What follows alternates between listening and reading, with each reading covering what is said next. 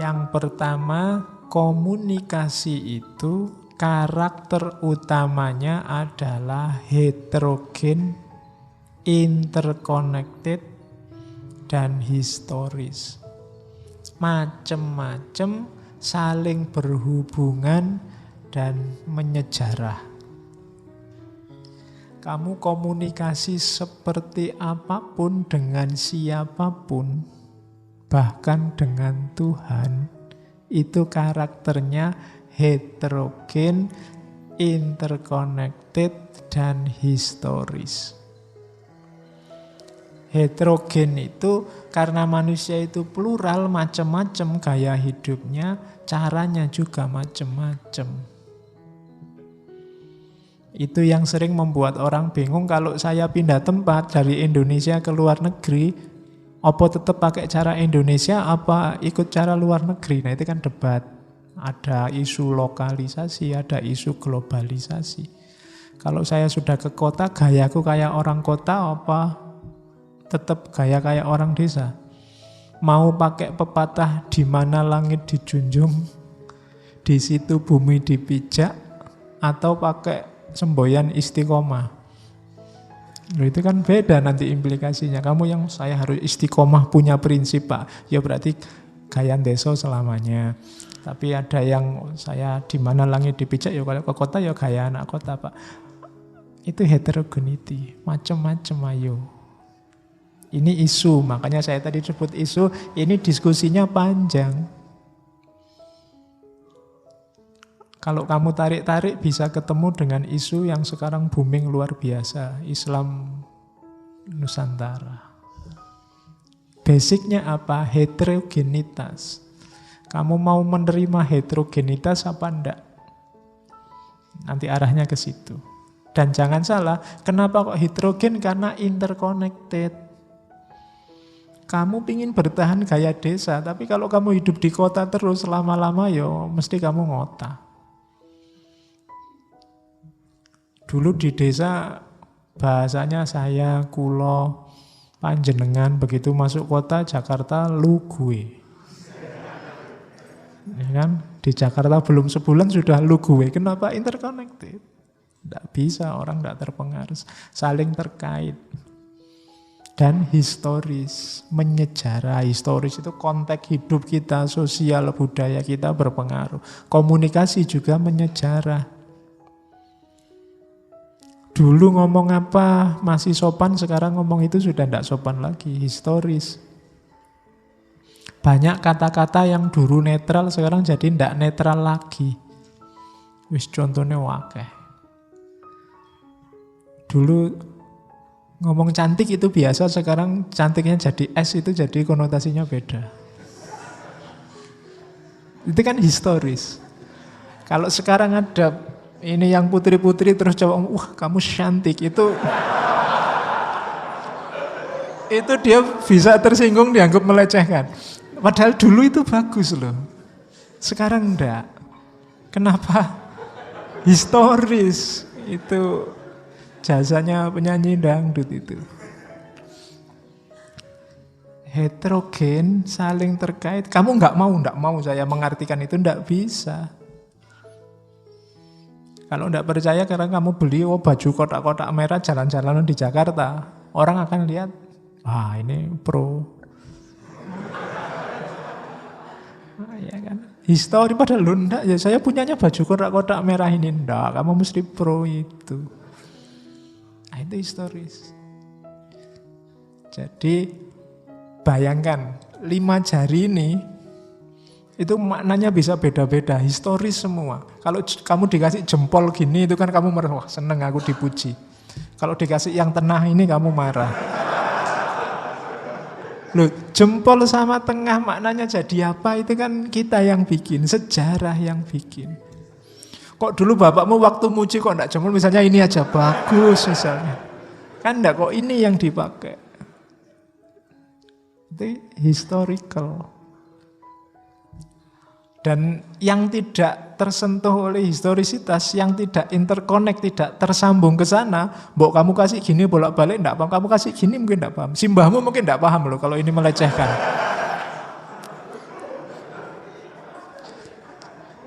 Kenapa dia ndak interconnect? Ndak bisa komunikasi. Tapi kalau interconnect, nyambung bisa. Gitu loh. Yo kamu pulang kampung sih mbah itu cantik, ndak iso. Mbahmu ndak paham. Mbahmu seneng kamu sebut gitu. Konteksnya beda. Jadi ini general issues. Nanti kamu bisa tarik kemana-mana. Bahwa komunikasi itu heterogen, interconnect, dan historis. Yang kedua, problem kedua adalah problem integritas. Itu ada kata-kata truth, truthfulness, dan trust. Truth itu kebenaran. Truthful itu apa? Orangnya. Jadi truthfulness itu orang yang benar. Dan trust itu kepercayaan. Truth itu sifatnya objektif, truthful itu subjektif, trust itu sifatnya sosial.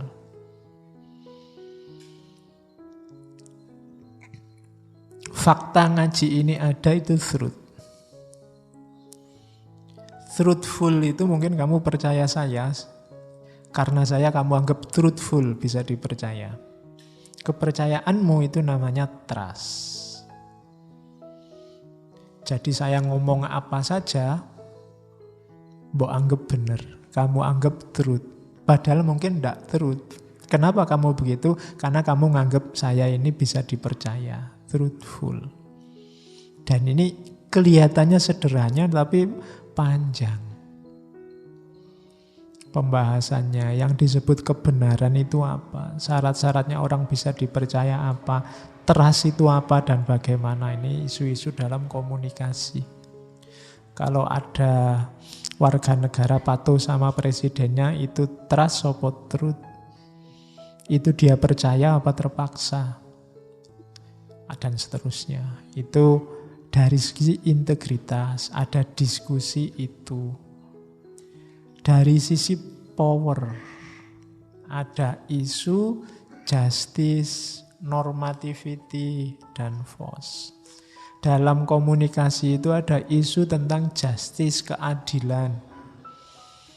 Ketika presiden ngomong apa terus rakyatnya harus patuh, itu isu-isunya mesti hubungannya sama keadilan. Norma di tengah masyarakat yang jadi landasan komunikasi. Orang boleh ngomong apa, enggak boleh ngomong apa, itu kan ngomong. Atau force. Orang ngomongnya ngawur, kemudian polisi ikut turun tangan. Kamu nyebar foto apa, terus kan ada yang kasus orang edit foto, terus sekarang urusannya sama polisi, itu kan force main. Kenapa force main? Karena ada normativitas yang ketabrak dan dirasa ada ketidakadilan. Nah, itu isu-isu power. Isu-isu yang berhubungan dengan powernya komunikasi. Orang yang punya kekuatan keadilan, kekuatan norma, ada force, kekuatan fisik, biasanya ada pengaruhnya dalam komunikasi. Kayak kamu kalau ketemu polisi kan ya rada merinding. Polisi dada gini aja kan kamu tidak berani bantah. Karena apa? Dia punya force, kamu tidak punya force. Sama kayak dosen. Kamu ngomong dosennya dehem aja kan kamu takut. Kenapa? Dosennya punya force, kamu tidak punya. Kamu kan tidak berani, Pak, kesetaraan Pak. Dosennya dehem terus saya juga dehem. Juga. Kan kamu tidak berani, kenapa? Force-mu kurang di hadapan si dosen ini. Jadi komunikasinya jadi tidak equal. Cuma normanya memang begitu. Yang disepakati bersama. Kecuali sejak awal mungkin dosennya kita adil ya. Kalau saya dehem, kamu boleh dehem. Kalau saya itu ada kesepakatan baru. Normanya berarti ganti. Problem-problem semacam ini itu isu-isu tentang power dalam komunikasi. Itu juga jadi masalah kalau nanti membahas ethic of communication. Dan Yang paling rame ya isu tentang hubungan. Ada alterity and compassion.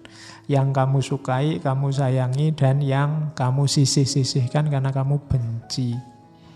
Caramu ngomong sama orang yang kamu benci dengan orang yang kamu sayangi kan beda. Dan ini biasanya jadi basis komunikasi yang paling kuat, berpengaruh. Kalau kamu ngomong sama siapa itu kan kualifikasi pertama yang kamu tanyakan pada dirimu itu kan compassion apa alterity. Ini orang ini saya suka apa enggak suka. Kalau kamu punya teman 5 misalnya, itu kan kamu punya persepsi sendiri tentang 5 orang ini. Kalau ini saya sangat suka, kalau ini enggak terlalu suka, kalau ini biasa aja, kalau ini aku bencinya luar biasa, kalau ini enggak tak pikir tak cuekin. Itu kan derajat alterity and compassion. Itu kan juga masalah dalam komunikasi. Sama orang yang kamu sayangi, kamu puja-puja, salahnya kamu tutup-tutupi. Sama orang yang kamu benci, salahnya kamu ungkap-ungkap, baiknya kamu tutup-tutupi. Nah, itu problem komunikasi. Problem relation. Makanya hari ini di medsos, setiap kali ada orang posting yang isinya ngomentari orang siapapun dia, ceklah relation. Dia ini siapa, berpihaknya kemana, yang diomongkan siapa. Isu itu isinya nggak akan jauh dari itu. Dan kamu nggak akan mudah lagi kaget dan marah-marah. Hari ini kan kamu sering kaget, sering, loh kok ngomongnya gitu orang ini. Tapi kalau kamu ngerti relationnya, oh ya pantes, dia anggota partainya, apalagi dia sekjennya mungkin, ya pasti aja kalau ngomong begitu. Jadi nggak usah kaget. Kamu kan sering kaget-kaget kalau ada orang ngomong, wah kok berani ngomong gitu, wah ya memang grupnya situ. Nggak aneh, itu relation. Hari ini penting kamu tahu relation.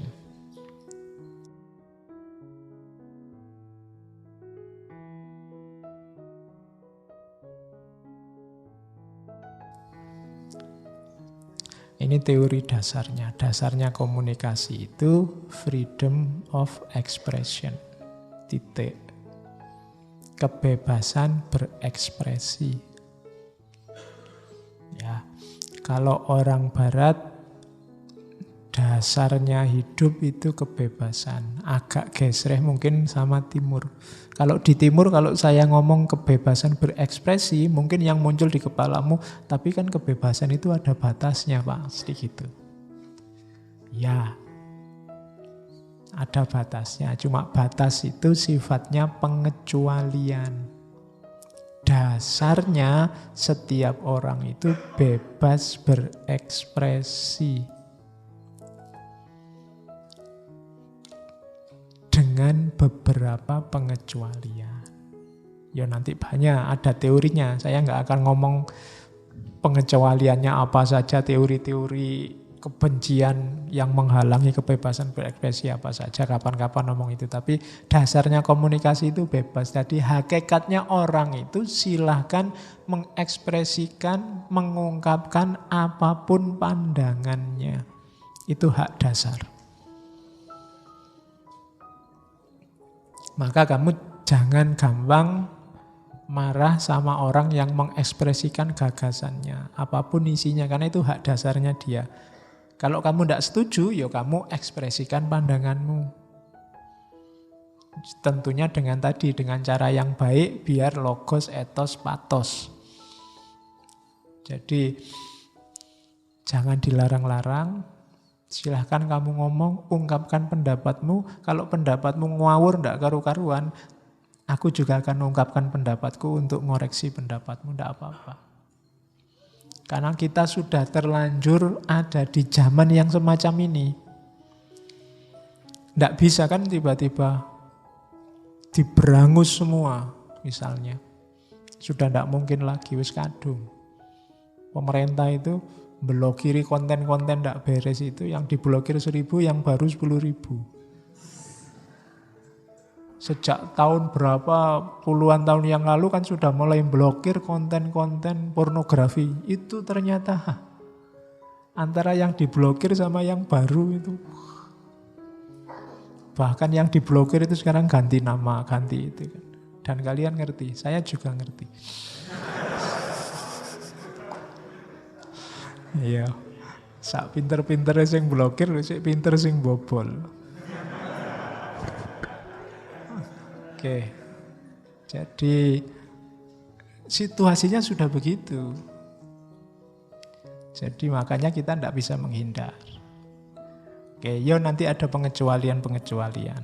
Jangan khawatir. Kenapa? Karena freedom of expression itu right dan sekaligus responsibility.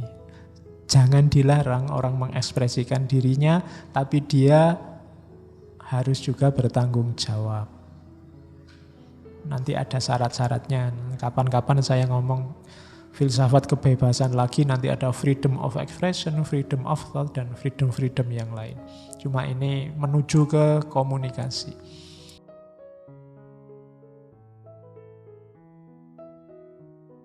I might disagree with your opinion, but I am willing to give my life for your right to express it. Mungkin aku tidak setuju dengan pandanganmu, tapi aku akan berjuang mati-matian untuk membela hakmu menyatakan pandanganmu itu. Jadi itu Voltaire. Hari ini banyak mungkin orang yang tidak kamu setujui pendapatnya, tapi dia mau ngomong aja sudah kamu bantah. Nah, itu berarti apa? Kamu menghalangi haknya untuk bebas berekspresi. Katanya Voltaire, enggak. Saya mungkin tidak setuju, tapi hakmu untuk ngomong akan saya bela mati-matian. Nah, itu Voltaire. Jadi karena bukan urusan isi yang diomong apa, tapi dia punya hak untuk ngomong. Maka harus aku bela. Meskipun aku tidak setuju isinya, ya nanti itu urusan yang berbeda antara kesetujuanku dengan isi omonganmu dengan hakmu untuk ngomong. Itu dua hal yang berbeda.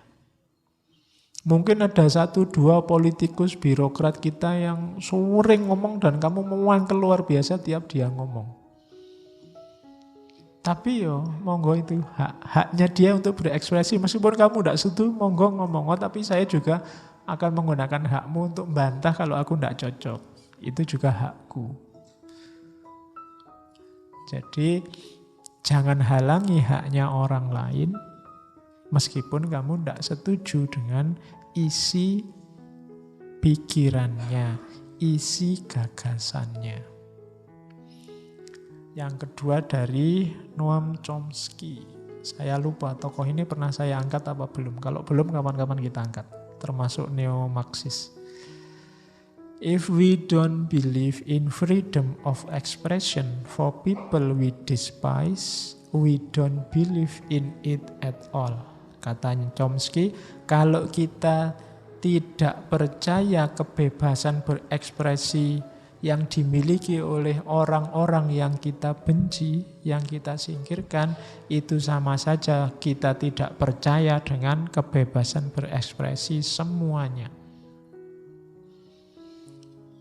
Kita kan sering tidak fair. Untuk diri sendiri bebas berekspresi. Untuk orang lain jangan, itu aliran sesat. Jangan boleh ngomong, jangan boleh. Itu katanya Chomsky, ya kalau separuh-separuh pilih-pilih gitu ya intinya ya sama, kita tidak menghargai kebebasan berekspresi. Ekspresikan, kalau salah ya tak ingatkan. Kalau keliru dan menurutku sesat, ya tak nyatakan bahwa kamu sesat. Tapi suaramu tidak tak bungkem. Kamu punya hak ngomong. Nah itu maunya Chomsky. Karena kalau kita pilih-pilih, lah kok kamu dok yang boleh ngomong, dia menurutmu nggak boleh ngomong, berarti tidak adil. Ya saya bilang tadi, karena basis nilainya yang diperjuangkan kayak Chomsky ini kan beda. Orang menghargai pluralitas, setiap suara punya hak untuk ngomong. Tapi kan itu sesat Pak, lu sesat menurutmu, menurut dia kamu yang sesat. Kenapa? Ya karena dia punya pandangan yang berbeda. Di kita misalnya ya, kalau Muslim ya Sunni yang benar, Syiah yang sesat. Tapi kalau kamu ke Iran, ya Syiah yang benar. Dan itu wajar biasa. Tapi kan Syiah sesat Pak. Ya menurutmu, menurut orang Syiah kamu yang sesat. Kok bisa begitu Pak? Ya makanya kamu ikut Sunni karena menurutmu Sunni yang benar kan gitu. Menurut mereka Syiah yang benar, simpel sebenarnya urusannya. Cuma kamu yang suka manjang-manjangin. Jadi ruwet. Kalau ada orang ngomong Syiah itu sesat, ya mesti wae wong dhek bukan orang Syiah. Kalau dia ndak Syiah kok bilang Syiah ndak sesat, itu loh. Malah aneh, ndak apa-apa orang bilang Syiah sesat. Yang ndak boleh apa? Kayak tadi, merampas haknya orang lain.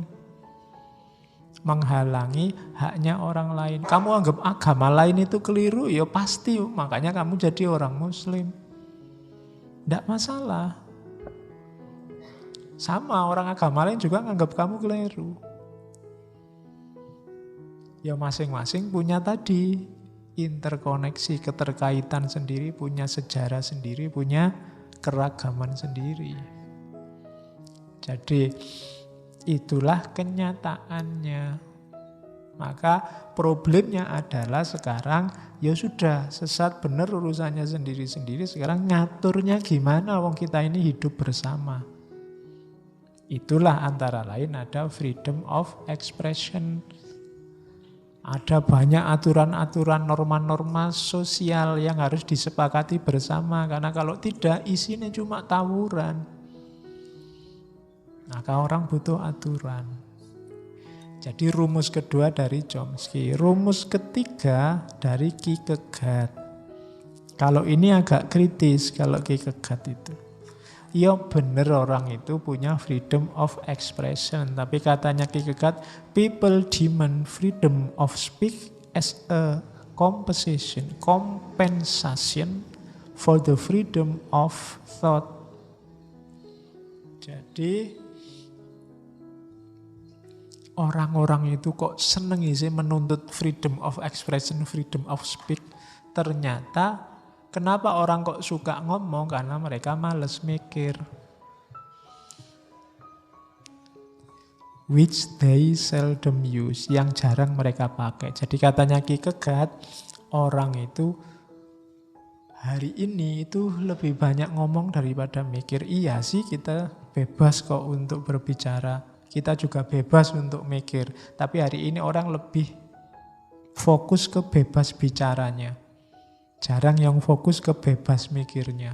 Padahal yang lebih penting kan mikir. Itu sindirannya Kierkegaard.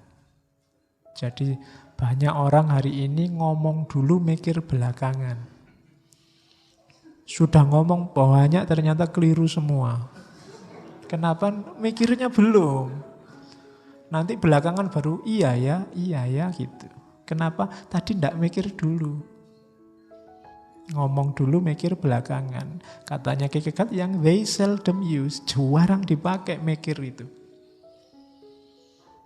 Manusia modern yang dikritik oleh Kierkegaard. Jadi iya, kalau kamu nuntut kebebasan berekspresi, ya kamu punya hak untuk berekspresi, untuk ngomong. Tapi mbok diingat-ingat sebelum kamu ngomong itu kamu harusnya mikir dulu. Ini yang jarang dipakai. Terakhir pedoman dari Einstein. Katanya Einstein, laws alone cannot secure freedom of expression. In order that every man present his views without penalty, there must be spirit of tolerance in the entire population. Freedom of expression ini, saling menghargai ini tidak akan bisa sukses terwujud hanya dengan hukum atau aturan. Yang diperlukan, katanya Einstein, spirit of tolerance, semangat toleransi di semua lapisan masyarakat. Kenapa ada kata-kata entire population? Karena ada satu bagian saja masyarakat yang tidak toleran, sebentar lagi ketidaktoleranan itu akan nular. Kalau kamu tidak ditolerani orang, itu kemungkinan besar kamu mesti bales. Jadi intoleransi itu nular. Orang itu kalau dimaki-maki, ya mau ndak mau, guatel pengen bales maki-maki. Kalau dia masih waras. Karena kadang-kadang kan orang yang ndak toleran itu perilakunya kan menyakitkan. Lama-lama mesti yang disakiti pengen bales. Maka rumusnya Einstein, spirit of tolerance of the entire population.